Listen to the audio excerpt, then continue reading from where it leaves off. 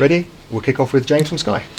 Mikel, good morning. Good morning. Let's start with Jurrien Timber today. How much of a blow is that to your ambitions this season? Huge blow, especially for him, because after just joining the club to have the injury that he has, it's a huge disappointment for him. Obviously for the team, as in a big blow, because we recruited him with clear intentions, and what he was bringing to the team was evident, and he's not going to be able to do the season for us. So we have to adapt. These things happen, unfortunately, and we have to move on. How is he? How's his reaction? He's been very good, to be honest. He's a special character. He knows. I think he starts to realize the extent of the injury and the amount of time that he's going to be out. But he's in a good place. So they are all willing to help him, obviously, and we are all very close to him. But it's going to be a long journey. You said you had to adapt. Does that mean a change in thinking with regards to transfer market, not necessarily just incomings, but outgoings as well? I'm more thinking about the resources that we have within the team, to keep doing what we want to do. But it's true that he was giving us very different things in terms of what we could do in both sides. But again, it's things that happened, and we have to be prepared for that. Is it a benefit for an opportunity, should I say, for a player like Kieran Tierney now to potentially have an opportunity in the first team? It's an opportunity for everybody, and we're going to need everybody, and everybody is going to be important, and the numbers that we have in the squad, especially in those positions, are more limited now. So everybody has to be ready. What is the situation with Kieran then? Because he was left out of the squad against Nottingham Forest. Is he still part of your plans? Well, he played the final, no? So a player that plays 5 days before in the final, it is part of the plans for sure. Was he disappointed to be left out of the first Premier League game? I hope so, yes. Moving on to an incoming, David Raya joining. You must be really pleased to get him in. I know it's a player you have been looking at for quite a few years. What can he bring the squad? Better qualities for our game model, very simple, and we want 2 players per position that they can do that, and you saw what happened to Jurrien. It can happen to our goalkeeper, it happened to Courtois, so you need to be prepared, because the question will be, and what is the 2 goalkeepers of this size there? And if he would sustain, Aaron would sustain on a cruciate, then what do you say? You then change the thing. So we have to be prepared, we have to be proactive, and we have 2 excellent goalkeepers now that fit exactly what we want in our model. So I'm very happy with that. Is there a number 1? In any position? No. 9, 7, 11, 6, goalkeeper? No, there isn't. And finally, what's the latest team news? Any injury updates on the likes of Zinchenko? Well, Alex is doing very well. He's been training with us, and hopefully we're going to have him available very, very soon. And no other concerns other than do we know about Gabriel? No, after the game, no. Gabriel is still not available and not fit, but the rest is all good. Thanks, Mikel. Thank you. Go to Nita from the Premier League. Good morning, Hi. Mikel. I wanted to ask you about Kai Havertz. We've seen him playing 2 different positions in these first 2 games of the season. How do you feel he's settling in, and which position do you think he best slots into in this Arsenal side? He's fitting really well. I think he played a really good game against City. He had 2 big chances to score, and he didn't. But everything that he gave apart from that, it was excellent. And the other day as well, he played in 2 different positions throughout the game. One more as an 8, another one more as a 10. I'm really happy what he's bringing to the team. His intensity, his mobility, his threat, his understanding of the game spaces, and the way he's fit around the boys as well. So really, really happy with him.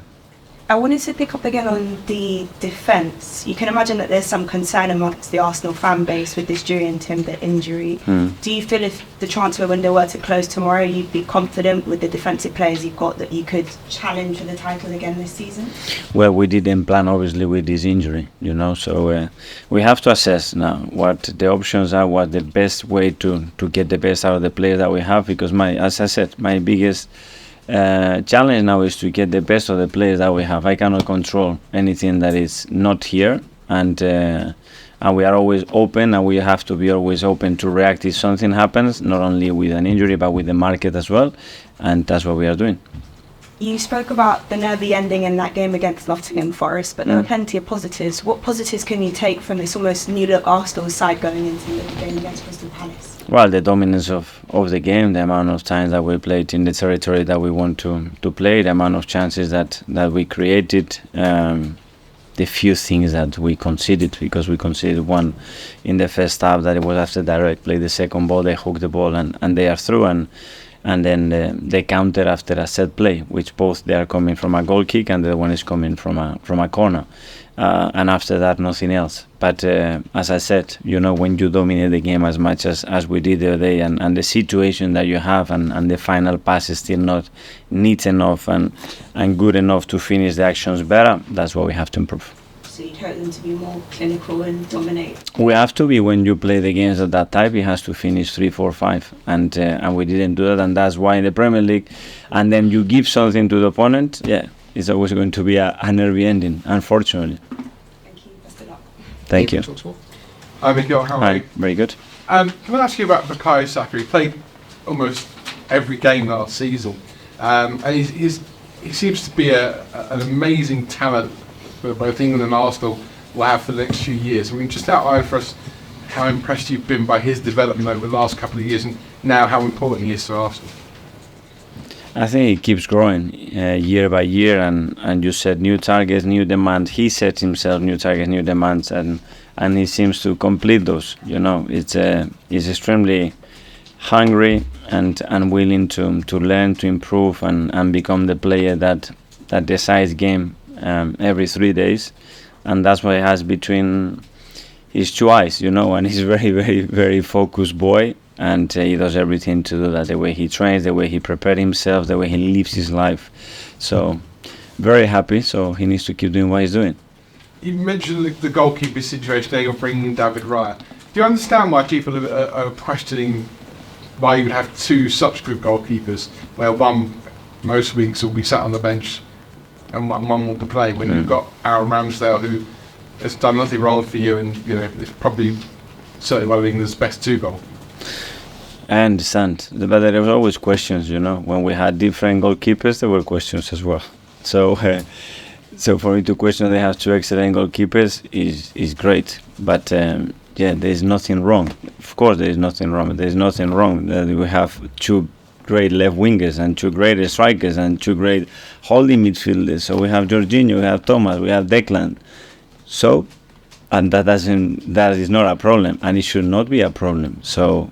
We want to be better every single day, and to be better, the environment has to change, and the environment has to be better. We tend to be always at a certain level because it's in our nature. When you change the environment, and the environment is to be 100% every day, believe me, the level is going to increase. And I've seen that with my close eyes, with the players that we have now and what we have 2 years ago. So if we want to be better, we have to create that environment. In terms of strikers, I mean, obviously we could see Eddie score on Saturday. People are saying the one thing you're lacking is a 20-goal a season striker. Do you believe you've got enough goals? We haven't had that player, but we have managed as well to be extremely competitive without that player. But obviously the goals have to be shared or more. But nobody can sign here a piece of paper saying that this season a player won't score 20, 25 or 30 goals. We don't know. And if somebody knows, please raise your hand, but we don't know. So before, Martin Odegaard scored 15 goals. Before, he used to score 3 and 4.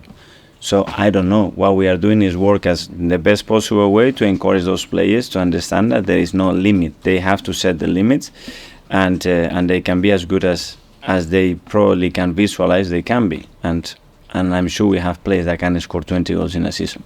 The last one, before you play on Monday, the small matter of the Women's World Cup final, England against Spain. So there you are on Sunday morning, sat on your sofa, listening to it on Talk Sport, obviously. Are you, maybe not. Are you? Maybe yes. Maybe yes, absolutely. My boss is love that. Are you supporting England or Spain? I support in general the World Cup, and obviously those two teams that are very related to me, but it's just phenomenal. It's phenomenal for England, and what they've done again in 2 consecutive tournaments is just remarkable what they are doing. and Spain are really happy as well because we had so many issues in the last year or so with that squad and a lot of things that happened there. And it's a great way to show as well the spirits and the characters of the Spanish people to say, okay, against adversity, we rebuild and now we are in a World Cup final. So I'm ready to enjoy it. You want to draw? Sorry? You want to draw? No, it's not about that. I want to enjoy the game, that's it. Okay, last couple in the last section, we'll go to Jordan from Athletic. Mikel, you've obviously been well back this window to bring in 4 players. I know you said you're considering your options of whether to bring in another defender now that Jurrien's injured.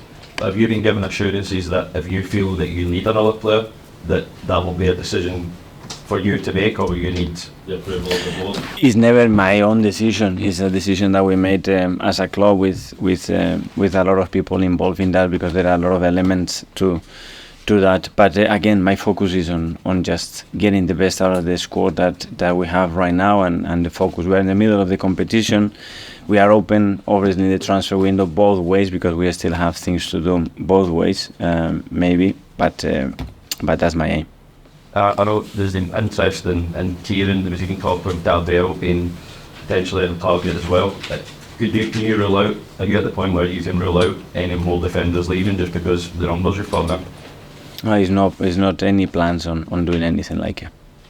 Okay, Mark. I'm Mikel. For a few years now, players and coaches and managers have been talking about that they're worried about how many games they've been asked to play in the course of the season. When we look at this weekend as well, it's literally the first weekend of the season. We see what happened with Jurrien. There was Tyrone Mings, Kevin De Bruyne, who suffered quite seriously. Is that a coincidence, or is that a result of this just not being able to get enough rest? It was Buendia, it happened to Courtois, it happened to Militao as well. There is something there, and in the past you can say, yeah, but they've been games in the past and they've been tours as well. Yeah, but the thing is that we put in the games and the tours and the World Cups in January, plus the international, so it's a lot. It's too much for the players.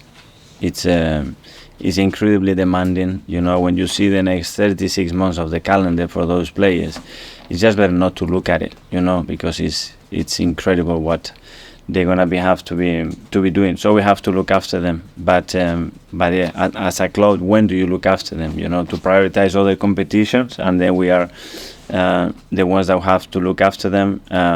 We really need to be sitting down. But I think it's too late. At least for the next 36 months, it's too late already.